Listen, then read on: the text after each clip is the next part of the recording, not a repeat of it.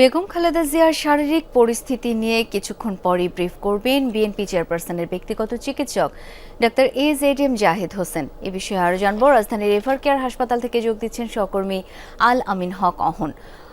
কিছুক্ষণ পরেই তো ব্রিফিং, আপনার কাছে নতুন কি তথ্য রয়েছে? ব্রিফিংয়ে কি জানানো হবে সেটি নিয়ে আলোচনা চলছে। নতুন তথ্য বলতে আজ আমরা ধারণা করছি গণমাধ্যম কর্মী কিংবা আশেপাশে যারা ভিড় করছেন তারা মনে করছেন যে খালেদা জিয়ার শারীরিক অবস্থার কিছুটা হলেও উন্নতি হয়েছে, এমন তথ্যই হয়তো ডক্টর AZ হোসেন আমাদেরকে জানাবেন।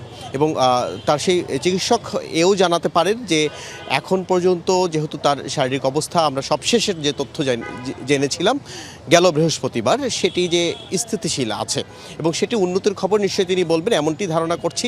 একই সঙ্গে তারেক রহমান আসছেন আগামী 25 ডিসেম্বর এবং যে কারণেই এখানের যে সার্বিক নিরাপত্তা সেই বিষয়গুলো তো নিশ্চয়ই দেখভাল করার কথা আইনশৃঙ্খলা বাহিনীর সদস্যদের, সেটিও আমরা দেখছি। আমি যদি সেই দৃশ্য একটু দেখাতে চাই, আইনশৃঙ্খলা বাহিনীর সদস্যরা গেল 23 নভেম্বর যখন এখানে খালেদা জিয়াকে ভর্তি করা হয় তারপর থেকে আমরা দেখেছি আইনশৃঙ্খলা বাহিনীর সদস্যদের ব্যাপক উপস্থিতি এবং এক পর্যায়ে তাকে যখন VVIP ঘোষণা করা হয় তারপর আইনশৃঙ্খলা বাহিনীর সদস্যদের তৎপরতা আরও বেড়ে যায়।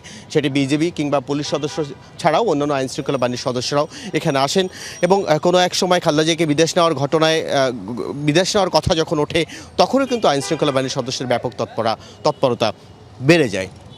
আপনাকে জানিয়ে রাখি এবং প্রায় 1 মাস অর্থাৎ আজ 25 দিন হলো খালেদা জিয়া এই হাসপাতালে চিকিৎসাধীন আছেন এবং এর আগেও তো আমরা নেতাকর্মীদের ব্যাপক ভিড় দেখেছি এবং এই ভিড় এখন অনেকটাই কমে গেছে এবং আজ ভিড় নেই বললেই চলে। তারপরেও যেহেতু কিছুক্ষণ পরেই চিকিৎসকের বরাত দিয়ে একটি ব্রিফিংয়ের আয়োজন করা হয়েছে, নিশ্চয়ই সেখানে খালেদা জিয়ার শারীরিক সুস্থতা কতটা উন্নত হলো সেই বিষয়টি জানানো হবে। অন্যান্য গণমাধ্যম কর্মীরা সহ অন্যরা অপেক্ষা করছেন সেই ব্রিফিংটির জন্য। শাওন, অহন, অনেক ধন্যবাদ আপনাকে।